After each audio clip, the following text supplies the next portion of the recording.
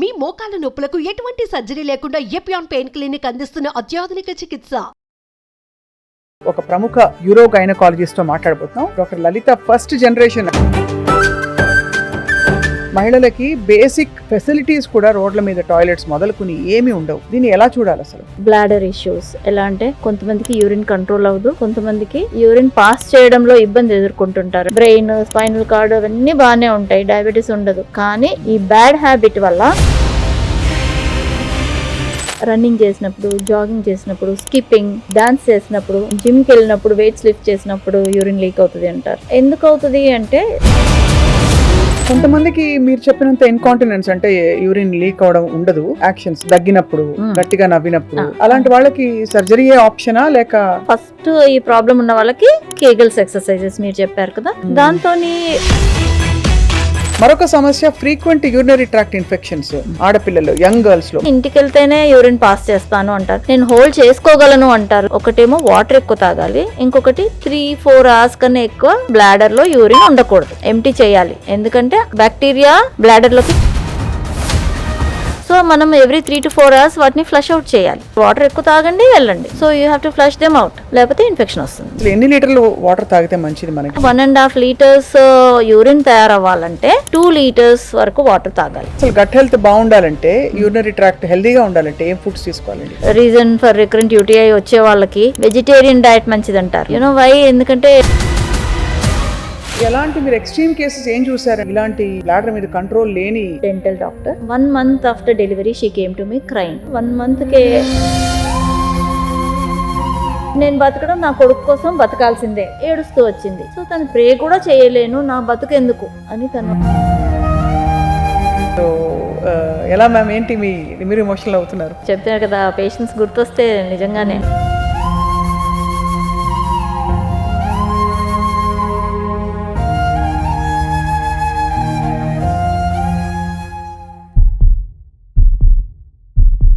Welcome to healthy journey with me Swapna.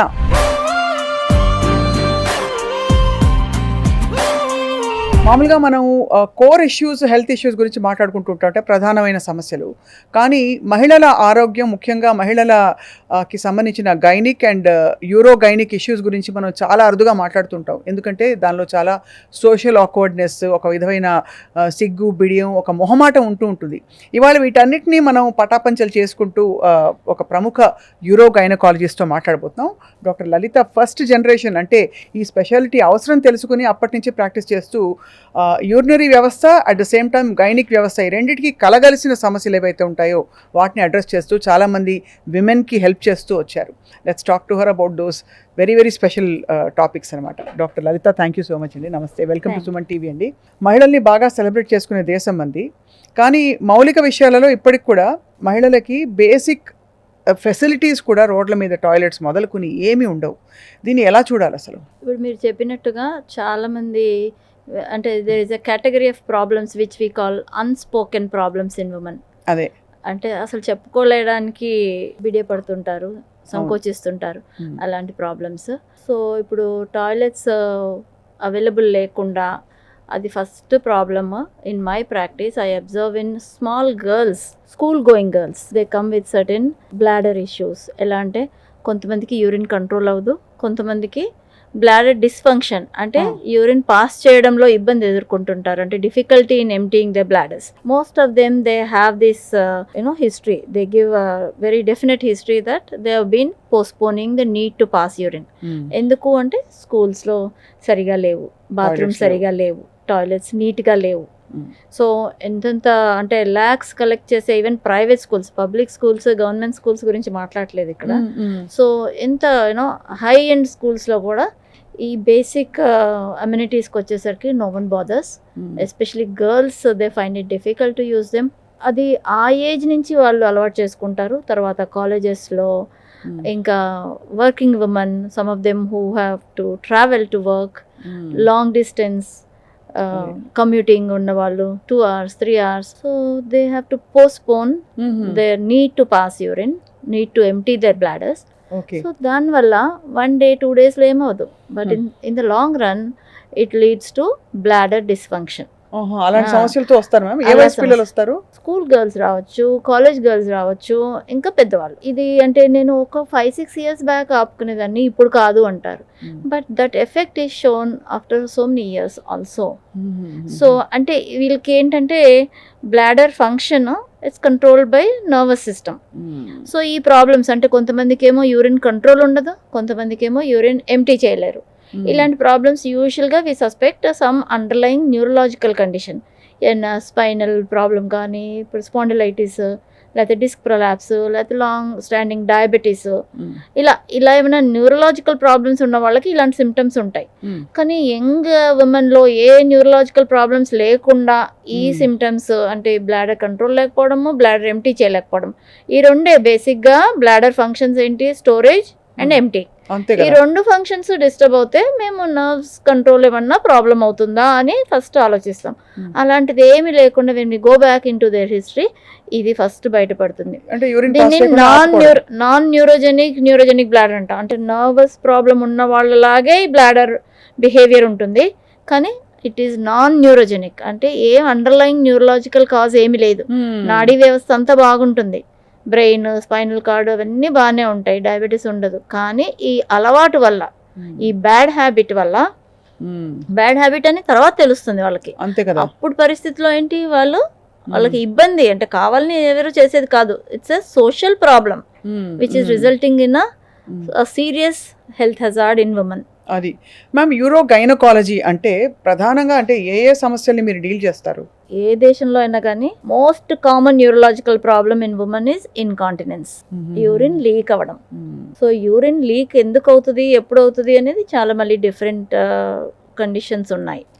So common గా మనం చూసేది ఏంటంటే స్ట్రెస్ యూరినరీ ఇన్కాంటినెన్స్ అంటాం. అంటే it's not related to emotional stress or mental stress, physical యాక్టివిటీతో అన్నమాట. దగ్గినప్పుడు కానీ, తుమ్మినప్పుడు కానీ, రన్నింగ్ చేసినప్పుడు, జాగింగ్ చేసినప్పుడు, స్కిప్పింగ్, కొంతమంది డాన్స్ చేసినప్పుడు, కొంతమంది నేను జిమ్కి వెళ్ళినప్పుడు వెయిట్స్ లిఫ్ట్ చేసినప్పుడు యూరిన్ లీక్ అవుతుంది అంటారు.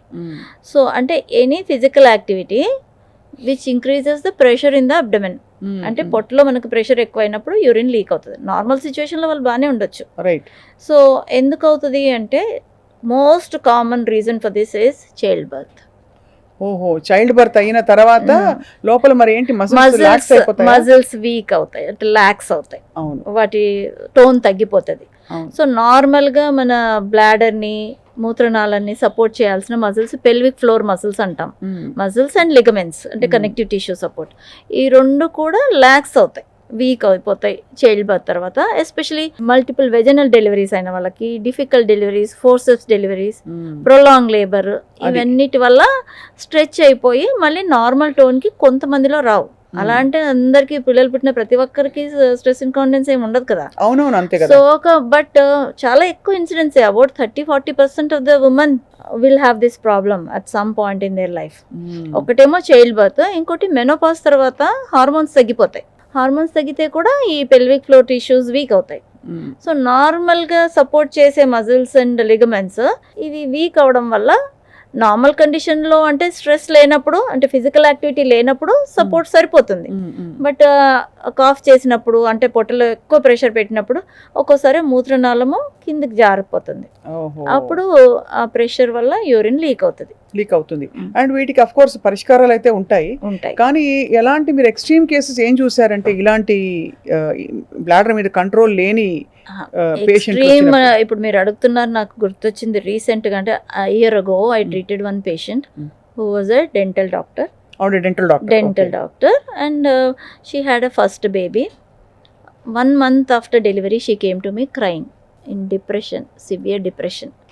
She had a normal delivery, అంటే ప్రొలాంగ్ లేబర్, డిఫికల్ట్ డెలివరీ. అంటే వెంటనే సిజేరియన్ చేయరు కదా prolong labour, unless the caesarean is indicated. Wait చేస్తారు, if the baby is fine, if it is progressive. అంటే ఇది కూడా ఒకటి సెకండ్ స్టేజ్ అనేది, అంటే బేబీ హెడ్ కిందకి పెల్విక్ ఫ్లోర్ మజిల్ వరకు వచ్చిన తర్వాత, పెల్విక్ ఫ్లోర్ వరకు వచ్చినాక దాన్ని సెకండ్ స్టేజ్ అంటాం. సో అది ప్రొలాంగ్ చేయకూడదు అనమాట. సో ప్రాబ్లం ఏం లేదు కదా, బేబీ హార్ట్ రేట్ బాగానే ఉంది కదా అని అది ప్రొలాంగ్ చేస్తే సో లేటర్ ఆన్ మదర్కి ప్రాబ్లమ్స్ రావచ్చు, పెల్విక్ ఫ్లోర్ డిస్ఫంక్షన్ అంటాం ఇది. ఓహో, సో ఆ పాప ఏడుస్తూ వచ్చింది నా దగ్గరికి. చిన్న అమ్మాయి అంటే ఫస్ట్ బేబీ అంటే 25-26 అంతకన్నా ఇంకా తక్కువ అందులో ఉండొచ్చు. డాక్టర్ అని చెప్తున్నారు మీరు, అదే dental doctor. So she was practising actively. So delivery అయినాక 1 monthకే నాకు అస్సలు యూరిన్ కంట్రోల్ అవటం లేదు. కొంచెం ఎలా నడిచినా, కొంచెం వంగినా, డెంటల్ ట్రీట్మెంట్ కొద్దిగా వంగి కూడా చేయాల్సి ఉంటుంది కదా డాక్టర్స్. సో అసలు నేను వర్క్కి వెళ్ళలేకపోతున్నా. నేను వర్క్ పక్కన పెట్టండి, 1 month కదా పాపం డెలివరీ, ఇంట్లో కూడా బేబీని ఎత్తుకోలేకపోతున్నా. ఇలా వంగితే బేబీని ఎత్తుకుంటే యూరిన్ లీక్ అవుతుంది అని she was in depression almost. ఇలా ఎక్కువ ఇన్కాంటినెన్స్ ఉన్న వాళ్ళు మీరు అడిగారు కదా, వాటి కన్సిక్వెన్సెస్ ఏంటంటే some of them they go in to severe depression. ఇంకా వాళ్ళు అసలు బయటికి చెప్పుకోలేరు. ఈ అమ్మాయి అంటే చదువుకుంది, she knows way to go. కొంతమంది చూస్తారు కదండి, కొంతమంది అసలు చెప్పుకోలేక డిప్రెషన్కి, ఈవెన్ సూసైడల్ టెండెన్సీస్, అంటే they think that's end of their life. ఇంకొక ఎగ్జాంపుల్ చెప్తాను, ఈ అమ్మాయిది అయిపోయింది స్టోరీ.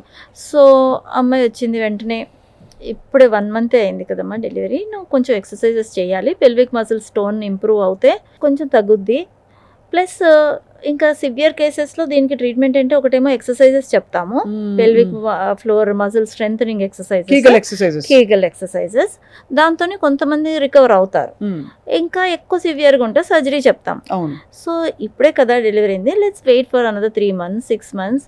ప్లస్ సర్జరీ చేయాలంటే అది that's a permanent procedure. అంటే we can't undo it once it is done. So you just have one baby, you may want to have another child. యూజువల్గా family planning అయిపోయిన వాళ్ళకంటే ఫ్యామిలీ కంప్లీట్ అయిన వాళ్ళకే surgery offer చేస్తాను నేను. ఎందుకంటే surgery తర్వాత తగ్గిపోద్ది, 95% సక్సెస్ రేట్స్ ఉంటాయి ప్రొసీజర్కి. బట్ దాని తర్వాత మళ్ళీ నెక్స్ట్ డెలివరీలో మళ్ళీ రికరెన్స్ వచ్చిందనుకోండి, అప్పుడు second surgery is not as good as the first one. It may not be as successful as the first one. చేస్తాం, అలాగే చేస్తాం. But this girl she was in too much depression. No I want to get it done. So you take your time, think over. అప్పుడు దాకా తనకి ఈ stress ఇన్కాన్ఫిడెన్స్తో పాటు కొంతమందికి mixed ఇన్కాన్ఫిడెన్స్ అంటాం, అర్జెన్సీ. అంటే వెళ్ళాలనుకోలేని, లోపల ఆగకుండా దారిలోనే యూరిన్ లీక్ అవ్వడము. సో అది అర్జెన్సీ ఇన్కాంటినెన్స్ వరకు మాత్రం మెడిసిన్స్ ఉంటాయి. మెడిసిన్స్ ఇచ్చి మెల్లిగా ఎలాగో కన్విన్స్ చేసి కొంచెంసేపు ఈ ఎక్సర్సైజెస్ చెయ్యమ్మా, ఈ మెడిసిన్స్ వాడు అంటే 1 year తర్వాత, actually she is from a conservative family who wouldn't actually stop with 1 child. తను డెసిషన్ తీసుకొని వచ్చింది. I discussed with my in laws, we decided to just stop with 1 child. I want this get corrected. అదే అంటే ఒక బిడ్డతో ఆపేసిన పర్వాలేదు కానీ నేను ఇది I have to sort out this problem. So తనకు సర్జరీ చేశాను. సో 1 month తర్వాత వచ్చింది. She is so happy now. It's almost 2 years since I operate. అంటే ఏ విధమైన తనకి న్యాచురల్ గా రివర్స్ అయ్యే పరిస్థితులు కనిపించలేదు, ఎందుకంటే అంత మీరు చెప్తున్న తీవ్రత లేదు. ఈ ప్రాబ్లంతోనే middle aged she lost her husband and she had a college going son, belongs to a particular religion where they have to offer prayers in a kneel down position 4-5 times a day. So తను Neel down చేసినప్పుడల్లా ప్రే చేసుకోవడానికి వచ్చినప్పుడల్లా she is leaking urine. చాలా. So తను నాకు ఒకటే చెప్పింది, మళ్ళీ again she was in tears. నేను అసలు నా కొడుకు కోసమే నేను బ్రతుకుతున్నాను, కానీ ఈ రిలీజియస్ ఈ ఫెయిత్ వల్లనే అంటే ఐఎమ్ ఏబుల్ టు, నేను ఈ లైఫ్ను సాగదీయగలుగుతున్నా. ఈ జీవితం ఇలా సాగడానికి నా ఫెయిత్ నాకు చాలా ఇంపార్టెంట్. నేను ప్రే చేసుకోలేకపోతే నేను బతకలేను, బట్ నేను బతకడం నా కొడుకు కోసం బతకాల్సిందే.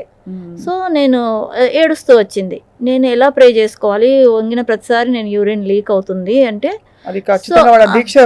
ఇదైపోతుంది. సో తను ప్రే కూడా చేయలేను, నా బతుకెందుకు అని తను ఆ డిప్రెషన్లో వచ్చిందనమాట.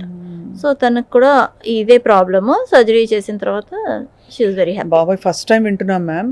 ఏదో మనం ఏమనుకుంటాము ఇన్కాంటినెన్స్ అంటే చాలా okay, they can live with that, ఉండొచ్చు, ఏదో కొంచెం కష్టపడతారు, కొంచెం బయటికి వెళ్ళినప్పుడు ఏదో ప్యాడ్స్ అవేవో పెట్టుకుంటే సరిపోద్ది. బట్ హౌ ఇట్ ఎఫెక్ట్స్ అంటే అది ఒక జీవితంని ఎలా ఎఫెక్ట్ చేస్తుందో ఈ 2 ఎగ్జాంపుల్స్ చాలా మనకి. చాలా నాకైతే అసలు చాలా ఫీలింగ్ ఎమోషనల్, బికాస్ బయటికి చెప్పుకోలేరు మహిళలు, బికాస్ మహిళల్ని మనం పర్ఫెక్ట్ గా చూసి అలవాటు అలా ఎక్స్పెక్టేషన్ పెట్టేసాం. ప్లస్ ఇది బయటికి కనపడే ప్రాబ్లం కాదు, ప్రాణాంతకం కూడా కాదు. సో చాలా మంది ఏంటంటే యూజువల్గా వాళ్ళు ఫస్ట్ గైనకాలజిస్ట్ దగ్గరికి వెళ్తారు. పాపం గైనకాలజిస్ట్ వాళ్ళేంటి వాళ్ళ ఆబ్స్ట్రిక్ ప్రాక్టీస్తోనే బిజీగా ఉంటారు. ఇది వాళ్ళకి ఒక చిన్న సమస్యలా కనపడుతుంది. పర్వాలేదులే అమ్మా, అందరికి అవుతుందిలే అమ్మా, ఏజ్తోనే అవుతుంది, పిల్లలు పుట్టిన వాళ్ళకి అవుతుంది, పర్లేదు, you just live with that. So ఇప్పుడిప్పుడు పబ్లిక్ అవేర్నెస్ కూడా వస్తోంది. సర్జరీ అందరికీ చేయము, కానీ అవసరమైనప్పుడు సర్జరీ చేసిన వాళ్ళకి చాలా మంచి రిలీఫ్ ఉంటుంది. కొంతమందికి మీరు చెప్పినంత ఇన్కాంటినెన్స్ అంటే యూరిన్ లీక్ అవడం ఉండదు, బట్ వాళ్ళకి కొన్ని యాక్షన్స్ దగ్గినప్పుడు, గట్టిగా నవ్వినప్పుడు అలాగా కొంచెం ఉంటుంది. అలాంటి వాళ్ళకి సర్జరీయే ఆప్షనా లేక ఇంకొక ఆప్షన్? ఒకటేమో ఫస్ట్ ఈ ప్రాబ్లం ఉన్న వాళ్ళకి కేగల్స్ ఎక్సర్సైజెస్ మీరు చెప్పారు కదా, దాంతో మైల్డ్ స్ట్రెస్ ఇన్కాంటినెన్స్ అంటే ఆల్మోస్ట్ 50-60% వాళ్ళకి రిలీఫ్ ఉంటుంది. కాకపోతే వాళ్ళు కరెక్ట్ పద్ధతిలో చేయాలి. ఊరికే ఏదో వీడియోస్ చూసి కీగల్స్ మాకు వచ్చలే అని చేస్తే కొంతమంది అది రాంగ్ మెథడ్లో చేస్తారు. సో డెఫినెట్గా డాక్టర్ అడ్వైజ్లో ఫస్ట్ సూపర్విజన్లో ఫస్ట్ నేర్చుకోవాలి. అదర్వైజ్ ఏంటంటే వాళ్ళు రివర్స్ కీగల్స్ చేస్తారు, ఎక్కువ స్ట్రెయిన్ చేస్తారు. అంటే అబ్డామిన్ స్ట్రెయిన్ చేస్తే వాళ్ళ ప్రాబ్లం ఇంకా ఎక్కువ అవుతుంది. వాళ్ళు పెల్విక్ మజిల్స్ కంట్రాక్ట్ చేయాలి without straining the abdomen. So అది కరెక్ట్ పద్ధతిలో చేస్తున్నారా లేదా అని ఫస్ట్ డాక్టర్ సూపర్విజన్లో లేకపోతే ట్రైన్డ్ నర్స్ సూపర్విజన్లోనూ నేర్చుకున్న తర్వాత వాళ్ళు కరెక్ట్ పద్ధతి ఫాలో అవుతే 3 monthsలో డెఫినెట్గా రిలీఫ్ ఉంటుంది. సో ఎక్సర్సైజ్తో తగ్గకపోతే సర్జరీ వద్దు అనుకున్న వాళ్ళకి, లేదా సర్జరీ చేయాల్సినంత ఇండికేషన్ లేదు, అంత సివియర్ ప్రాబ్లం లేదు అనుకున్న వాళ్ళకి ఇప్పుడు కొత్తగా లేజర్ ట్రీట్మెంట్ ఒకటి ఉంది. లేజర్ తోటి దాన్ని కరెక్ట్ చేసేయచ్చు. లేజర్ తో కరెక్షన్ అంటే ఏంటంటే ఇప్పుడు మనం ఏమైతే మజిల్స్ వీక్ అవ్వడానికి మజిల్ కీగల్స్ చేస్తున్నాం కదా, వీక్ అయిన మజిల్స్ కి ఇది కనెక్టివ్ టిష్యూ స్ట్రెంథనింగ్ అవుతుంది లేజర్ తోని. అదేదో కుర్చీలో కూర్చోబెడతారు, అదే అది కాదు. కుర్చీలో కూర్చోబెట్టేది ఏంటంటే యాక్చువల్లీ దాంతోనే ఈ పెల్విక్ ఫ్లోర్ ఎక్సర్సైజెస్ స్టిమ్యులేట్ అవుతాయి. సో పేషెంట్ చేయలేని వాళ్ళకి అది ఎక్కువ రిపిటేషన్స్ అవుతాయి అనమాట. సో మ్యాగ్నెటిక్ స్టిమ్యులేషన్ తోనే పెల్విక్ ఫ్లో మసిల్స్ దానంతటవే కాంట్రాక్ట్ అవుతా ఉంటాయి. పేషెంట్ ఊరికే కూర్చొని మ్యాగజైన్ చదువుతూ అయిపోతుంది. So it is same as Kegels exercises, not different effect. So ఈ లేజర్ తో ఏంటంటే it stimulates new collagen synthesis. Collagen ఏంటంటే మనకు తెలుసు కదా, కనెక్టివ్ టిష్యూలో కొలాజన్ ఉంటుంది. ఆ న్యూ కొలాజన్ ఫామ్ అయ్యేసరికి కనెక్టివ్ టిష్యూస్ అంటే మజిల్స్ లాగా వేరే టిష్యూ అనమాట, లిగమెంట్స్ అంటాం. మజిల్స్ లిగమెంట్స్ కలిసి మనకి పెల్విక్ ఫ్లోర్ సపోర్ట్ అవుతుంది, bladder and urethra and other organs, vagina, uterus, everything. So ఈ కనెక్టివ్ టిష్యూ స్ట్రెంథనింగ్ కి లేజర్. ఇది ఎలా చేస్తారండి? ఇది వెజైనల్ ప్రోబ్స్ ఉంటాయి, వెజైనల్ ప్రోబ్స్ ద్వారా చేస్తారు. ఇది వెజైనల్ రీజువినేషన్ అని కూడా అంటాం దీన్ని. సో దీని వల్ల ఏంటంటే ఇప్పుడు మనము కీగల్స్ మజిల్స్ ని టార్గెట్ చేస్తుంది, లేజర్ ఏమో కనెక్టివ్ టిష్యూ టార్గెట్ చేస్తుంది. యూజువలీ నాకు సర్జరీ వద్దు అని నేను అనుకున్నా లేకపోతే పేషెంట్ అనుకున్నా ఈ రెండు చేస్తానన్నమాట. సో రెండు సినర్జిస్టిక్ ఎఫెక్ట్, ఇటు మజిల్ స్ట్రెంత్ అవుతాయి, ఇటు కనెక్టివ్ టిష్యూ స్ట్రెంథనింగ్ అయిపోతుంది. సో డెఫినెట్గా బెటర్ రిలీఫ్ ఉంటుంది. నేను ఇంకా ఆవిడ గురించి ఆలోచిస్తున్నాను. నేను కొడుకు కోసం బ్రతుకుతున్నాను, నేను అలాగా చిన్న అమ్మాయి డెంటిస్ట్ గురించి కూడా ఆలోచిస్తున్నాను. వాళ్ళు సర్జరీ అయ్యాక ఎంతో ఆనందంగా ఉంటారు కదండి. So those are the moments which give us that joy. మీకు కూడా కంటతడ పెడుతున్నారు మీరు. సో అయితే కానీ ఇవన్నీ నిజంగా మీరు ఒక పెద్ద సోషల్ టాబు అండి ఈ టాపిక్స్ మాట్లాడడం. సో ఎలా మ్యామ్, ఏంటి మీరు ఎమోషనల్ అవుతున్నారు? ఏం లేదు, అదే మీరు చెప్పారు కదా, పేషెంట్స్ గుర్తొస్తే నిజంగానే పాపం చిన్న అమ్మాయి, తన కెరీర్ అంతా ముందుంది. నేను అదే ఆ డెంటిస్ట్ గురించి మీరు గుర్తు చేస్తుంటే గ్రాస్ నెగ్లెక్ట్ ఏంటి అసలు అర్థం కాదు. ఆడపిల్లల బయటకు వెళ్తే కూడా ఎక్కడ కూడా లేడీస్ టాయిలెట్స్ కనిపించిన అసలు ఇప్పుడు బయట ఎక్కడికైనా మీరు ఫారిన్ కంట్రీస్ లో చూస్తాం కదా, పబ్లిక్ ప్లేసెస్ లో కూడా మన ఇంట్లో కన్నా నీట్ గా మెయింటైన్ అవుతాయి. ఇక్కడ ఎందుకు కాదు అలాగా? ఎందుకు అది అసలు ఎందువల్ల అంటారు? స్కూల్స్ లో ఎన్నెన్ని లాక్స్ ఫీజు కలెక్ట్ చేసే స్కూల్స్ లో కూడా ప్రాబ్లం. ఇంకొకటి టాయిలెట్స్ లేక ఒకటి కాదు, ఇంకొకటి ఏంటంటే కొంతమందికి ప్రాబ్లం ఉంటుంది కదా, ఫ్రీక్వెన్సీ, అర్జెన్సీ, పిల్లలు కొంచెం తొందరగా వెళ్ళాలి. కొంతమంది వాళ్ళకి ఆ బ్లాడర్, నర్వస్ సిస్టమ్ మెచ్యూర్ అవడానికి కొంతమందికి డిలే అవ్వచ్చు. సో స్కూల్లో పంపించరు, అందుకనే ఆపుకుంటాము.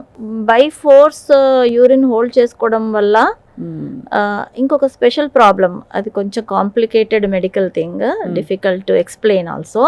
సో వాళ్ళు ఇలా కాళ్ళు దగ్గరికి వేసుకొని, కాళ్ళు మడతేసుకొని ఫిజికల్ గా వాళ్ళు యూరిన్ ఆపుకోవడానికి ట్రై చేస్తారు, బయటకు వచ్చే యూరిన్ ని.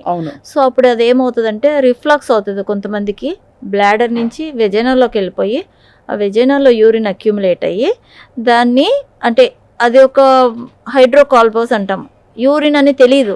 అల్ట్రాసౌండ్ వాళ్ళకి ఏంటి యూరిన్ లీక్ అవుతుంది అని వెళ్తారు డాక్టర్ దగ్గరికి. అల్ట్రాసౌండ్ చేస్తే వెజైనాలో ఏదో సిస్ట్ ఉంది, ఏదో ఫ్లూయిడ్ ఉంది, సో వాళ్ళకి ఇంపర్ఫరేట్ హైమెన్ అలా డయాగ్నోస్ చేసి ములేరియా కంజెనిటల్ అనామలీస్ కొన్ని ఉంటాయండి, బై బర్త్ వచ్చే అనామలీస్.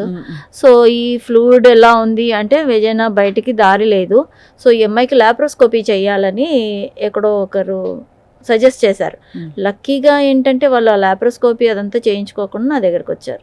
సో అసలు ప్రాబ్లం ఏంటి అంటే ఆ ఇన్కాంటినెన్స్, అంటే ఆ అమ్మాయి కంట్రోల్ చేసుకోలేక ఫిజికల్గా కాళ్ళు దగ్గరికి తెచ్చి ప్యాసేజ్ క్లోజ్ చేయడానికి ట్రై చేసి ఆ యూరిన్ వెనక్కి వెళ్ళడం వల్ల రిఫ్లక్స్ అయ్యి వెజైనాలో యూరిన్ అక్యూములేట్ అయ్యి అది అల్ట్రాసౌండ్లో అదేదో సిస్ట్ లాగా కనపడి ఇంత పెద్ద కథ అయింది. అది ఒక్క పేషెంట్ కాదు, అలా నేను ఒక 5-6 చూసాను, సిరీస్ ఆఫ్ పేషెంట్స్. అంటే వీళ్ళందరూ ఏ బ్యాక్గ్రౌండ్స్ నుంచి వస్తారు? ఎడ్యుకేటెడ్ బ్యాక్గ్రౌండ్సా లేక సెమీ ఎడ్యుకేటెడ్? కొంతమంది ఎడ్యుకేటెడ్ ఉండొచ్చు, ఎడ్యుకేషన్ కి దీనికి సంబంధమే లేదు. అంటే కాదు, అవగాహన లేని కార్యక్రమాలు అంటే చిన్న పిల్లలండి పాపం, వాళ్ళకి ఏం అవగాహన, యూరిన్ వెళ్ళలేరు, ఆపుకోవాలి, వాళ్ళకి తెలిసిన పద్ధతిలో వాళ్ళు ఆపుకుంటారు. బయటికి ఇంకా ఇదే ప్రాబ్లము కొంతమందికి లేబియల్ ఎడేషన్స్, అంటే బయట లేబియా అంటే లిప్స్ ఆఫ్ ద ఇంట్రాయిటస్ వెస్టిబ్యూల్ అంటాము, అవి క్లోజ్ అయిపోతాయి హార్మోన్స్ తగ్గినప్పుడు. అంటే ప్రీ ప్యూబర్టల్ చిన్న పిల్లల్లో, మెనార్కి రాని వాళ్ళకి,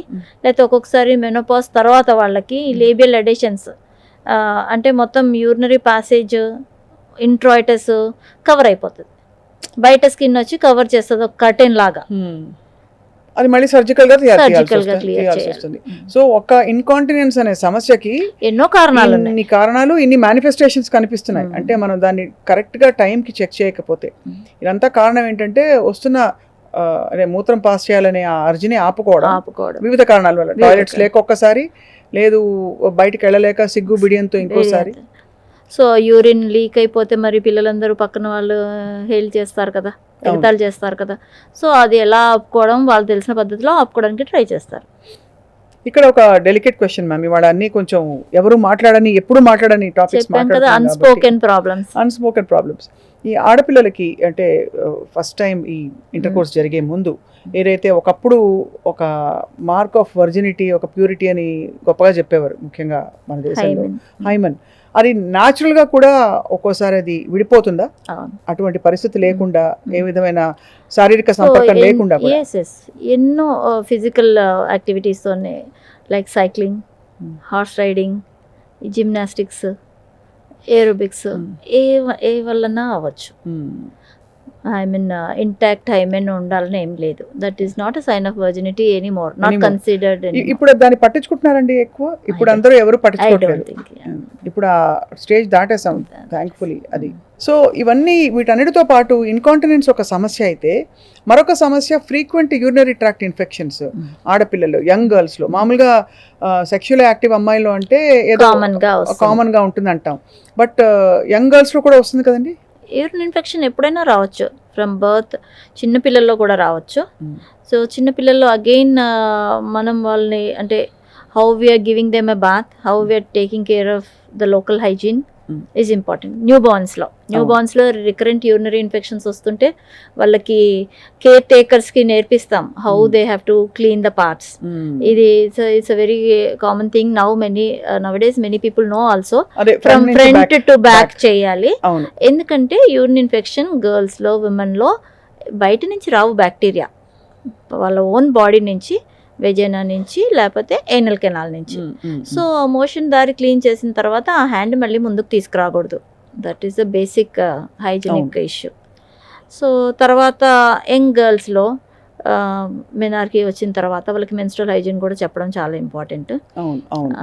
ఇంకొకటి ఈ again people who travel, who commute, who don't have a access, అంటే సరిగా బాత్రూమ్ లేని వాళ్ళకి వాటర్ తక్కువ తాగుతారు, ఎక్కువసేపు యూరిన్ ఆపుకోవాలి అని చెప్పి చాలామంది అమ్మాయిలు, యంగ్ విమెన్ పొద్దున్న నుంచి నేను మళ్ళీ ఇంటికి వెళ్తేనే యూరిన్ పాస్ చేస్తాను అంటారు, నేను హోల్డ్ చేసుకోగలను అంటారు. They think it is virtue లాగా. సో ఒకటేమో వాటర్ ఎక్కువ తాగాలి, ఇంకొకటి 3-4 hours కన్నా ఎక్కువ ఎక్కువ టైము బ్లాడర్లో యూరిన్ ఉండకూడదు. ఓహో. బ్లాడర్ ఫుల్ అయినా కాకపోయినా ఎంటీ చేయాలి. ఎందుకంటే ఆ టైం బ్యాక్టీరియా బ్లాడర్లోకి కంటిన్యూస్గా వెజైనా నుంచి పెరీనియం నుంచి ఎనల్ కెనాల్ నుంచి ఎంటర్ అవుతూ ఉంటాయి. అవును. Because the urinary passage is next to these organs, so very close to that. అవునవును. సో బ్యాక్టీరియా లోపలికి వెళ్ళిన బ్లాడర్లోకి వెళ్ళిన బ్యాక్టీరియాని అవి మల్టిప్లై అవుతూ ఉంటాయి లోపలికి వెళ్ళిన తర్వాత యూరిన్లో. సో మనం ఎవ్రీ 3 to 4 hours వాటిని ఫ్లష్ అవుట్ చేయాలి. సో 3-4 గంటలకు ఒకసారి వెళ్ళాలి. సో అలా వెళ్ళే నీడ్ లేదు అంటే మీరు వాటర్ ఎక్కువ తాగండి, వెళ్ళండి. So you have to flush them out, లేకపోతే ఇన్ఫెక్షన్ వస్తుంది. రకరకాల ఆన్సర్స్ ఉండే క్వశ్చన్ అడగబోతున్నాను. ఎన్ని లీటర్లు తాగాలంటే ఒకళ్ళు 2 లీటర్లు అంటారు రోజుకి, ఒకరేమో 4 లీటర్ల వరకు తాగితే మంచిది అంటారు. అసలు ఎన్ని లీటర్లు వాటర్ తాగితే మంచిది మనకి? యాక్చువల్లీ మన బాడీ మెటబాలిజంలో యూరిన్తో ఏం వెళ్ళిపోతాయి, బాడీ వేస్ట్ ఎండ్ ప్రోడక్ట్స్ పోవాలి. మన మెటబాలిజంలో తయారైన వేస్ట్ ప్రోడక్ట్స్ బయటకు వెళ్ళిపోవాలి, లైక్ యూరియా, క్రియాటిన్ అలాంటివి. సో దానికి నార్మల్ అడల్ట్కి 1.5 liters యూరిన్ పర్ డే అవసరం to excrete all these waste products of the end products of the metabolism. So 1.5 liters urine తయారవ్వాలంటే 2 liters వరకు వాటర్ తాగాలి. ఒక 500 ml పర్స్పిరేషన్లో మన రెస్పిరేషన్లో పోతుంటుంది కాబట్టి 2 liters అవసరం. అది మళ్ళీ if you are working in the hot sun, బయట లేబర్ ఎండలో పనిచేసే వాళ్ళకి ఎక్కువ బాయిలర్స్ దగ్గర షెఫ్స్కి ఎక్కువ స్వెట్ పోతుంది అనుకోండి, ఇంకా ఎక్కువ తాగాలి. చాలామంది ఈ ఇన్ఫెక్షన్స్కి ప్రోన్ అయిన వాళ్ళు కానీ ఇప్పుడు ఈ వీ వాష్లు ఇట్లాంటివన్నీ pH బ్యాలెన్స్ చేసే అంటే ఇంటిమేట్ హైజీన్ ప్రిజర్వ్ చేసుకోవడానికి వాడుతున్నారు. దానివల్ల ఉపయోగం ఉందంటారా? యాక్చువల్లీ చాలామంది నా దగ్గరకు వచ్చే పేషెంట్స్ అవి వాడుతూ వస్తారు, అవి వాడొద్దు అంటాం. Because naturally vaginal pH is low pH. So మనకి సెల్ఫ్ ఇది ఉంటుంది, అది defence mechanism, vaginal fluid. So ఈ వీటి వల్ల ఏమవుతుంది అంటే ఇంకా యాక్చువల్లీ వేరే లాక్టోబాసిల్లై అంటే నార్మల్గా వెజైనల్లో ఉండే హెల్దీ బ్యాక్టీరియా వెళ్ళిపోవచ్చు. So I don't advocate them. ఇంకొకటి ఏంటంటే probiotics, even gut health important. సో ఇప్పుడు అందరం మనం చెప్తున్నాం కదా, second brain gut microbiome. Fire లాగా ఊపందుకుంది ఈ టాపిక్, హెల్త్ టాపిక్ మాత్రం. Gut microbiome very important. అక్కడి నుంచే ఆ బ్యాక్టీరియానే మనకి వెజైనల్ మైక్రోబయోమ్ అంటాము, యూరోబయోమ్ అని కూడా అంటాం. అంటే యూరినరీ ట్రాక్ట్ బ్లాడర్ లో కూడా నార్మల్ ఈ హెల్దీ బ్యాక్టీరియా ఉంటాయి కదా. సో ఆ యూరోబయోమ్ దాని బ్యాలెన్స్ ఇది షిఫ్ట్ అవుతే ఇన్ఫెక్షన్స్ రావచ్చు. సో గట్ మైక్రోబయోమ్ హెల్దీగా ఉంచడానికి ప్రోబయాటిక్స్, న్యాచురల్గా వచ్చే ప్రోబయాటిక్స్ మనకు తెలుసు, పెరుగు, మజ్జిగ. అవి కాకుండా అసలు గట్ హెల్త్ బాగుండాలంటే, యూరినరీ ట్రాక్ట్ హెల్దీగా ఉండాలంటే ఏం ఫుడ్స్ తీసుకోవాలండి? యాక్చువల్లీ ఇంకొక రీజన్ ఫర్ రికరెంట్ యూటీఐ వచ్చే వాళ్ళకి వెజిటేరియన్ డయట్ మంచిది అంటారు. You know why? ఎందుకంటే హై ఫైబర్ డయట్, కాన్స్టిపేషన్ ఉంటే కూడా రికరెంట్ యూటీఐ రావచ్చు. So recurrent UTI especially elderly ఉమెన్లో నా దగ్గరకు వస్తే ఫస్ట్ కాన్స్టిపేషన్ ఉందో లేదో చూసుకుంటాను. అలా కూడా. సో ఎందుకంటే కాన్స్టిపేషన్ అంటే రెక్టమ్ లోడెడ్ ఉంటే అక్కడ బ్యాక్టీరియా అక్కడ సెటిల్ అయి ఉన్నట్టే కదా. సో ఆ bacteria it can ascend to the bladder. అదే అంటే ఈ టాపిక్స్ ఎందుకు ఇవాళ మాట్లాడుతున్నాం అంటే, మామూలుగా ఏదో చాలా గ్లామరస్ టాపిక్స్ ఆడపిల్లలకు సంబంధించి అవి మాట్లాడతారు తప్ప, ఆడపిల్లలకి చాలా సహజంగా జరిగే, ప్రాకృతికంగా జరిగే కొన్ని విషయాల గురించి అసలు ఎవరు అడ్రస్ చేయరు. కాన్స్టిపేషన్ ఆడపిల్ల అంటే అసలు ఏదో చిరాగ్గా పెడతారు మొహం. Nobody wants to discuss that. So high fibre diet ఎక్కడ ఉంటుంది ఇవాళ రేపు పిల్లలు? అంత ఫాస్ట్ ఫుడ్, వెజిటబుల్స్ వద్దు, ఫ్రూట్స్ వద్దు, ఎలా హై ఫైబర్ వస్తుంది? సో ఇంకొకటి, మీరు యూరినరీ ట్రాక్ట్ ఇన్ఫెక్షన్స్ గురించి అంటుంటే, ఇప్పుడు చాలామంది ట్రావెల్ చేసి వచ్చాక నేను బయట టాయిలెట్స్ వాడానండి, పబ్లిక్ రెస్ట్ రూమ్స్ వాడినందుకు నాకు ఇన్ఫెక్షన్ వచ్చింది అంటారు. That's a misconception. అదేదో మరి టాయిలెట్ సీట్ మీద కొట్టే స్ప్రేలు కూడా దొరుకుతున్నాయి. That's a misconception. ట్రావెల్ చేసినప్పుడు ఏం చేస్తారు, నార్మల్గా వాట్ ఈస్ ద టెండెన్సీ, బయట వాడకుండా ఉండడం మంచిది అనుకుంటాం. సో అలాగని తక్కువ వాటర్ తాగుతాం, ప్లస్ యూరిన్ హోల్డ్ చేసుకుంటాం. ఇంకో 1 hour అయితే వెళ్ళిపోతాం కదా, వద్దులే అనేసి. సో ఈ రెండు, వాటర్ తక్కువ తాగడము, బ్లాడర్ హోల్డ్ చేసుకోవడం అంటే ఎంటీ చేయకపోవడం టైంకి, ఈ 2 కారణాల వల్ల ఇన్ఫెక్షన్ వస్తుంది. కానీ బయట పబ్లిక్ టాయిలెట్లో కూర్చున్నందుకు యూరినరీ ట్రాక్ట్ ఇన్ఫెక్షన్ రాదు. Urinary tract infection is from your own body, contact నుంచి వచ్చేది కాదు అది. అది అర్థం చేసుకోరు చాలా మంది. తెగ పారానాయిడ్ గా వాళ్ళ బ్యాగులో ఆ స్ప్రేలు పెట్టుకోవడం కానీ వాళ్ళ own that is for other local hygiene, skin contact వద్దు డర్టీ సర్ఫేస్ కంటే that is acceptable. That is not to prevent urine infection. అది మామూలుగా ఇదివరకు ఉండే ఇండియన్ టాయిలెట్ సిస్టమ్ కానీ వాటర్ వాడడం కానీ క్లీన్ చేసుకోవడానికి అదొక పద్ధతి. ఇప్పుడంతా వెస్టర్న్ కల్చర్ వచ్చేసి టాయిలెట్ పేపర్ కాన్సెప్ట్ వచ్చేసి వైప్స్ వాడుతున్నారు చాలా మంది. మీరేమంటారు మ్యామ్ యాజ్ అ యూరోగైనకాలజిస్ట్? ఇండియన్ టాయిలెట్లు అంటే పాస్ట్లో వాడినట్టుగా మగ్గు అదే కావాలక్కర్లేదు. హెల్త్ ఫాసెట్ తోని ఐ ప్రిఫర్ వాటర్. మనకి బ్యాక్టీరియా ఉండదా? అంటే దాని వల్ల ఏమి అంటే పబ్లిక్ టాయిలెట్ లో హెల్త్ ఫాసెట్స్ వాడితే ఏమన్నా ఇబ్బంది ఉందా?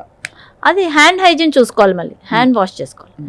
That tap can that surface can have bacteria germs. కానీ స్ప్రేయర్ నుంచి వచ్చేది ఏమి ఉండదు, వాటర్ నుంచి వచ్చేది ఏముండదు, running water. Plus toilet paper is not advisable.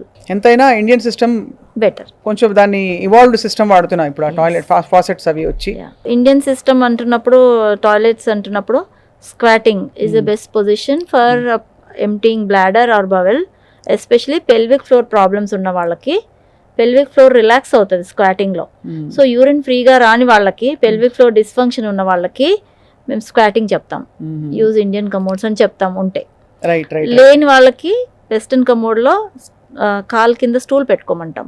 So to mimic the squatting position. అది ఇవాళ రేపు మీరు చూసారు అంటే అందరూ సెల్ ఫోన్లు మొబైల్ తీసుకుని గంటలు గంటలు టాయిలెట్ సీట్ మీద కూర్చుంటున్నారని దీని మీద స్టడీస్, రీల్స్, సోషల్ మీడియాలో కామెంట్స్ అన్ని వచ్చేసాయి. మీరేమంటారు ma'am as a urogynaecologist? Carrying your mobile to the bathroom, heights of ఇంకా చెప్పక్కర్లేదు దానికి మాటలు. Yes, yes. And the same mobile will be carried to your dining table, your kitchen. That is not. So first hygiene మంచిది కాదు. రెండోది of course మన ఏ functions కోసం అయితే వెళ్తామో వాటి మీద దృష్టి పెట్టే తీరిక కూడా ఉండదు మానసికంగా. ఇప్పుడు లైయింగ్ డౌన్ టాయిలెట్స్ వస్తున్నాయంటే ఇప్పుడు కొత్తగా, అంటే స్క్వాటింగ్ మామూలు సిట్టింగ్ టాయిలెట్ల కంటే కూడా ఇంకా నడుము వాల్చేసి ఇంకా ఏదో ఏంటి ఆనందం అనుభవించేసేయాలని ఇలాంటి టాయిలెట్స్ కూడా వస్తున్నాయి. నిజంగా నవ్వొస్తాను మ్యామ్, కానీ దౌర్భాగ్యం మనకి. ఇప్పుడు ఇదివరకు ఎక్కడో పొలాల్లోకి వెళ్ళేవారు, అక్కడి నుంచి సరే మరుగుదొడ్లు కట్టారు అనే ఒక సంతోషం. భారతదేశం ఇన్ఫ్యాక్ట్ రూరల్ ఏరియాలో కూడా ప్రతి చోట ఉండాలని చెప్పి ఒక కంకణం కట్టుకుంది భారత ప్రభుత్వం. అవన్నీ ఒకవైపు ఉంటే ఇప్పుడు వాళ్ళ హైట్స్ ఆఫ్ లగ్జరీ మీరు చూస్తున్నారు కదా. సో ఆబ్వియస్లీ హెల్త్ పరంగా whether it's luxury or not. Some of the patients surgery తర్వాత లేవలేనంటే కొంచెం సీరియస్ సర్జరీస్ తర్వాత బెడ్ ప్యాన్ పెడితే మేము వెళ్ళలేము అంటారు. అది పడుకొని యూరిన్ పాస్ చేయడం I don't think it's a luxury. అంతే కదా, అంతే, కరెక్టే. అంటే అలా మారిపోతుంది. అంటే ఒక సహజ సిద్ధమైన ప్రాకృతిక కార్యక్రమాలు కూడా ఇప్పుడు వాళ్ళ హైఫైగా ఏంటో మారిపోయి ఏదోగా తయారవుతున్నాం మనం రకరకాల మిస్కన్సెప్షన్స్లో. ఇంకొక చాలా డెలికేట్ టాపిక్, ఇది చాలా తరచుగా మాట్లాడరు. మీరు ఎలా అయితే మెన్స్ట్రువల్ హెల్త్ గురించి మాట్లాడారో, సెక్షువల్ హెల్త్ అండ్ మరి యూరినరీ ట్రాక్ట్ అంతా మీరు అన్నారు కదా పక్కపక్కనే ఉంటాయి కాబట్టి, సెక్షువల్ హైజీన్ ఎలా ఉండాలి before and after sexual intercourse? రికరెంట్గా యూరిన్ ఇన్ఫెక్షన్స్ వచ్చే యంగ్ ఉమెన్లో sexual intercourse is one of the culprits, అంటే ట్రిగరింగ్ ఫ్యాక్టర్. సో వాళ్ళు ఏం చేయాలి అంటే, ముందు before the intercourse they have to empty their bladder. Soon after the intercourse they have to empty the bladder. అంటే urine pass చేయాలి, వాటర్తో wash చేసుకోవాలి. సో ఎందుకంటే ఆ టైంలో బ్యాక్టీరియా, మళ్ళీ ఏంటంటే ఇంకొక మిస్కాన్సెప్షన్, పార్ట్నర్ నుంచి ఇన్ఫెక్షన్ వచ్చింది అనుకుంటారు, అది కాదా. సో సెక్షువల్ యాక్ట్ వల్లనే వెజైనా నుంచి బ్యాక్టీరియా బ్లాడర్లోకి వెళ్ళిపోతాయి. ఓహో, ఇది చాలా మందికి ఉన్న మిస్కన్సెప్షన్. సో బ్లాడర్లోకి వెళ్ళిన బ్యాక్టీరియా మళ్ళీ బయటికి రావాలి అంటే వాళ్ళు యూరిన్ పాస్ చేయాలి, whether they feel full or no. ఉన్న యూరిన్ పాస్ చేసేసి వాటర్తో వాష్ చేసుకుంటే అక్కడ ఉండే ఇంట్రాయిటస్ దగ్గర ఉండే బ్యాక్టీరియా బయటికి వాష్ అయిపోతాయి ఆల్మోస్ట్ ఇమీడియట్లీ. కొంచెం ద రికరెన్స్ రేట్ ఇన్ఫెక్షన్ కొద్దిగా తగ్గుతుంది. కొంతమందికి యూరిన్ ఇన్ఫెక్షన్స్ చాలా రికరెంట్గా వస్తుంటాయి. ఇట్లా మనకు కొంతమంది కాఫ్ అండ్ కోల్డ్ వస్తుంది, కొంతమందికి రాదు. సో ఇట్ ఈస్ వాళ్ళ బాడీ నేచర్ని బట్టి, వాళ్ళ లోకల్ ఇమ్యూనిటీని బట్టి. సో వాళ్ళకి ఏం చేస్తామంటే యాంటీబయాటిక్ ఒక కోర్స్ ఇచ్చి తర్వాత ప్రోబయాటిక్స్ ఇస్తాం, లాంగ్ టర్మ్ ప్రోబయాటిక్స్ ఇస్తాం, మళ్ళీ రిపీట్ ఇన్ఫెక్షన్ రాకుండా ఉండడానికి. ఓహో, దాన్ని కొంత కంట్రోల్ చేస్తుంది. అలాగే యూరినరీ ఇన్ఫెక్షన్స్తో పాటు వచ్చే అదర్ ఇన్ఫెక్షన్స్, ఈస్ట్ ఇన్ఫెక్షన్స్ లాంటివి, అవి ఎందుకు వస్తాయి ma'am? East infections antibiotic use వల్ల కూడా రావచ్చు. డయాబెటిక్స్లో కామన్గా వస్తాయి. ప్లస్ అదే local hygiene is very important. East infections వస్తుంది అంటే వెంటనే ఫస్ట్ అయితే షుగర్స్ చేయాలి. ఇవాళ రేపు యంగ్ అడల్ట్స్లో కూడా డయాబెటీస్ వస్తుంది. Lifestyle changes, family history. So ఒక స్క్రీనింగ్ బ్లడ్ షుగర్ డెఫినెట్గా చేస్తాము. Recurrent yeast infection, not for single infection. So తర్వాత menstrual hygiene, local hygiene important. వెట్గా ఉంచుకోద్దు లోకల్ ఏరియాని. ఫర్ సమ్ రీజన్ యాంటీబయాటిక్ వాడారనుకోండి, ఈస్ట్ ఇన్ఫెక్షన్ ఛాన్స్ ఎక్కువగా ఉంటుంది. సో మొత్తానికైతే మనం ఏదో బ్లాడర్ని పక్కన పడేస్తాం, ఏముందిలే ఇది చాలా కామన్ విషయాలు అని చెప్పే విషయాలలో చాలా విషయం ఉంది యాక్చువల్లీ. అంటే చాలా డెప్త్ ఉంది, చాలా కేర్ తీసుకోవాల్సిన అవసరం ఉంది. సరైన టైంకి వాటర్ తాగాలి, ఫ్రీక్వెంట్గా బ్లాడర్ ఎంప్టీ చేయాలి. అండ్ ఇంకా మీరు చెప్పిన అనేక సిచ్యువేషన్స్లో మనకి మీరు మెన్స్ట్రువల్ హైజీన్ గురించి చెప్పారు. అలా ఇంకొకటి చాలా అంటే special situation is urinary infection in pregnancy. ప్రెగ్నెన్సీలో యూరిన్ ఇన్ఫెక్షన్ సిమ్టమ్స్ అందరిలాగే ఉండొచ్చు. ప్రెగ్నెన్సీ లేకున్నప్పుడు ఎలాంటి సిమ్టమ్స్ ఉంటాయి అలాంటి సిమ్టమ్సే ఉండొచ్చు. కానీ ప్రెగ్నెన్సీలో ఈ యూరిన్ ఇన్ఫెక్షన్ అంటే ఏ సిమ్టమ్స్ లేకున్నా కూడా it can result in serious consequences. So symptoms అంటే ఈ నార్మల్గా యూరిన్ ఇన్ఫెక్షన్ అంటే ఎక్కువసార్లు వెళ్ళడము, త్వరగా వెళ్ళాల్సి రావడము, మంట, ఇవన్నీ ఉంటాయి కదా. సో అవన్నీ ఉన్నప్పుడు మనం యూరిన్ ఇన్ఫెక్షన్ ఉందని సస్పెక్ట్ చేస్తాం. ప్రెగ్నెన్సీలో మాత్రం ఏ సిమ్టమ్స్ లేకున్నా కానీ యూరిన్ స్క్రీనింగ్ చేయాలి. అంటే బ్యాక్టీరియా ఉందా, సో ఇన్ఫెక్షన్ ఉంటే సిమ్టమ్స్ లేకున్నా కానీ ట్రీట్ చేయాలి. లేకపోతే some times almost 1/3 of the women వాళ్ళకి బ్లాడర్ నుంచి ఇన్ఫెక్షన్ కిడ్నీకి వెళ్ళిపోయి కిడ్నీలో సీరియస్ ఇన్ఫెక్షన్ వస్తుంది. పైలోనెఫ్రైటిస్ అంటాం, పయోనెఫ్రోసిస్ అంటాం. అక్కడి నుంచి బ్యాక్టీరియా అంటే కిడ్నీ నుంచి బ్లడ్లోకి వెళ్తాయి బ్యాక్టీరియా, యూరోసెప్సిస్ అవుతుంది. సో ప్రెగ్నెన్సీలో యూరోసెప్సిస్ అంటే it's life threatening situation both for the mother and for the baby. So బేబీకి రికరెంట్ యూరినరీ ఇన్ఫెక్షన్స్ వచ్చినప్పుడు, అంటే బ్లాడర్ ఇన్ఫెక్షన్ అయినా సరే, ప్రీ టర్మ్ లేబర్స్ అవ్వచ్చు. ప్రీ టర్మ్ PROM అంటాం, అంటే టైంకి ముందే మెంబ్రెన్స్ రప్చర్ అయ్యి urine leak amniotic fluid leak అయిపోయి అబార్షన్ రిస్క్ ఎక్కువ ఉంటుంది. రైట్. సో ప్రెగ్నెన్సీలో యూరినరీ ట్రాక్ట్ ఇన్ఫెక్షన్ అందరికీ కూడా సిమ్టమ్స్ ఉన్నా లేకున్నా స్క్రీనింగ్ చేయాలి. లేకపోతే సిమ్టమ్స్ ఎలా తెలుసుకుంటారు? Every pregnant women in their first screen చేయాలి. ఫస్ట్ విజిట్ లో, మళ్ళీ 3 months తర్వాత, మళ్ళీ లాస్ట్ ట్రైమిస్టర్ లో 3 times. ఇది యూనివర్సల్ స్క్రీనింగ్ అంటాం. Every pregnant women should undergo screening for urine infection to prevent serious complications both for the baby, మదర్కి కూడా బేబీకి కూడా ప్రమాదం కాకుండా ఉండడానికి ప్రతి ప్రెగ్నెంట్ ఉమెన్కి యూరిన్ టెస్ట్లు చేయాలి. సో అయితే సిమ్టమ్స్ లేకుండా వచ్చే యూటీఐస్ కూడా ఉంటాయి అయితే? ఉంటాయి, కానీ ప్రెగ్నెన్సీ లేకుండా ఉండే వాళ్ళకి ట్రీట్ చేయక్కర్లేదు. సిమ్టమ్స్ ఉంటే తప్ప టెస్ట్లు కూడా చేయము, ట్రీట్ కూడా చేయము. కొంతమంది అలాగే చేయించుకొని వచ్చేస్తారు, పస్సెల్స్ ఉన్నాయి, బ్యాక్టీరియా ఉన్నాయి. ఎందుకంటారు అలా? రిపోర్ట్ లో పస్సెల్స్ 4, 3 అని చెప్తే అంత కంగారు పడిపోతారు. నార్మల్ వరకు 5 వరకు నార్మలే ఉమెన్ లో. సో బ్యాక్టీరియా కౌంట్ కూడా important. More than 10 to the power of 5 అంటే మోర్ దెన్ 1 lakh బ్యాక్టీరియా ఉంటేనే సిగ్నిఫికెంట్ కౌంట్ అంటాం. అదే. సో ఆ సిగ్నిఫికెంట్ కౌంట్ సిమ్టమ్స్ ఉంటే నార్మల్ పర్సన్స్కి ట్రీట్మెంట్ ఇవ్వాలి. సిమ్టమ్స్ లేకున్నా ప్రెగ్నెన్సీలో అయితే ట్రీట్మెంట్ ఇవ్వాలి. రైట్. సో అయితే మొత్తానికి ఈ యూరినరీ హెల్త్ అనేది ఒక పెద్ద టాపిక్. ఇవాళ చాలా కొత్త విషయాలు నేర్చుకున్నాం. టాయిలెట్ సీట్స్ నుంచి బ్యాక్టీరియా రాదు, అది మిస్కన్సెప్షన్ అన్నారు మీరు. అలాగే మనకి పార్ట్నర్ నుంచి వచ్చే యూటీఐలు కాదు, ఇది మనలో ఉండే బ్యాక్టీరియానే పక్క నుంచి ట్రాన్స్ఫర్ అవుతుంది డ్యూరింగ్ ద యాక్ట్ అని చెప్పి. అది కాకుండా ఆఫ్ కోర్స్ ఆడపిల్లలు, చిన్నపిల్లల గురించి కూడా చాలా విషయాలు తెలుసుకున్నాం. చాలా హార్ట్ టచింగ్ విషయాలు చెప్పారు. అంటే ఇన్కాంటినెన్స్ లాంటి ఒక ఇష్యూ మనని సైకలాజికల్గా ఎలా కృంగదీస్తుందని చెప్పి మ్యామ్, మీ అడ్వైస్ మా సుమన్ టీవీ ప్రేక్షకులకి for a healthy bladder, happy యూరినేషన్కి? ఆల్రెడీ చాలా పాయింట్స్ కవర్ చేసాము. సో ఏంటంటే వాటర్ సఫిషియెంట్గా తాగాలి, మరీ ఎక్కువ తాగక్కర్లేదు. మరీ ఎక్కువ తాగితే ఈ యూరినరీ ఇన్కాంటినెన్స్ ఉన్న వాళ్ళకి ఇంకా ఎక్కువ ప్రాబ్లం అవుతుంది. సో మరి అలాగని తక్కువ కూడా తాగొద్దు. కొంతమంది ఎక్కువ కంట్రోల్ చేసుకోలేము, ఓవర్ యాక్టివ్ బ్లాడర్ అంటాం కదా, వాళ్ళు చాలా తగ్గిస్తారు వాటర్ ఇంటేక్. అప్పుడు ఏమవుతుంది, వాటర్ అసిడిక్ అయిపోతుంది, కాన్సన్ట్రేటెడ్ యూరిన్ తయారవుతే అది కూడా ఫ్రీక్వెన్సీ ఎక్కువ చేయొచ్చు. సో ఆప్టిమల్ అమౌంట్ తాగాలి, ఎక్కువ తాగకూడదు, తక్కువ తాగకూడదు, అదొకటి. ఇంకా టైం ప్రకారం బ్లాడర్ ఎంటీ చేయడం చాలా ఇంపార్టెంట్, లేకపోతే యూరిన్ ఇన్ఫెక్షన్స్ రావచ్చు. స్టోన్స్ ఉన్న వాళ్ళకి ఎక్కువ వాటర్ తాగమంటాము, ఎందుకంటే ఆ కాల్షియం, ఆక్సిలేట్ అలాంటివన్నీ ప్రెసిపిటేట్ అవ్వకుండా, క్రిస్టలైజ్ అవ్వకుండా యూరిన్ లో వెళ్ళిపోవడానికి we advise them to take more water. Stones ఉన్న వాళ్ళు పాలకూర, టమాటో తినకూడదు, అలా కొన్ని ఆక్సిలేట్ ఉన్నవి అంటే ఎక్కువ. ఆక్సిలేట్ ఎక్కువ ఉన్నాయి తినకూడదు. It again depends on what వాళ్ళ ఏం స్టోన్ ఉంది అనేసి. డిఫరెంట్ టైప్స్ ఆఫ్ స్టోన్స్ ఉంటాయి కదా, calcium oxalate, calcium phosphate, uric acid stone ఉన్న వాళ్ళకి యానిమల్ ప్రోటీన్ అంటే నాన్ వెజ్ తినొద్దు అని చెప్తాం. యూరిక్ యాసిడ్ స్టోన్స్ కరగడానికి పొటాషియం సిట్రేట్ అలాంటివి కొన్ని హెల్ప్ చేస్తాయి. వేరే ఆక్సిలేట్ స్టోన్స్ కి పెద్ద మెడిసిన్స్ అలాంటివి ఏమి ఉండవు. చిన్నవి అయితే స్టోన్స్ పడిపోతాయి వాటర్ ఎక్కువ తాగితే. 6 mm కన్నా పెద్దవి అయితేనే స్టోన్స్ దే క్రియేట్. ఇది కొంత వెయిట్, ఓవర్ వెయిట్ కి ఒబేసిటీ కూడా కనెక్టెడ్ అండి స్టోన్స్.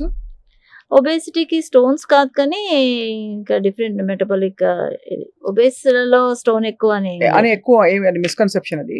కానీ సాల్ట్ తగ్గించాలి స్టోన్స్ ఉన్న వాళ్ళు. సాల్ట్ Stones కూడా ఉన్న వాళ్ళు- ఇంపార్టెంట్. సాల్ట్ తగ్గించాలి. కొన్ని ఆహారాలు ఆక్సిలేట్స్ ఎక్కువ ఉండే అంటే అదే గ్రీన్ లీవ్స్, పాలకూర మీరు చెప్పినట్టు, టొమాటోస్, నట్స్ ఇవన్నీ తగ్గించాలి. తగ్గించాలి. రైట్. బ్లాడర్ కి ఏమేమి టెస్ట్ చేస్తారు ma'am?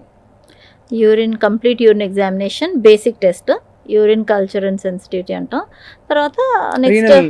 Ultrasound, renal function, urea creatinine మొత్తం యూరినరీ ట్రాక్ట్కి, కిడ్నీ, యూరేటర్, బ్లాడర్కి.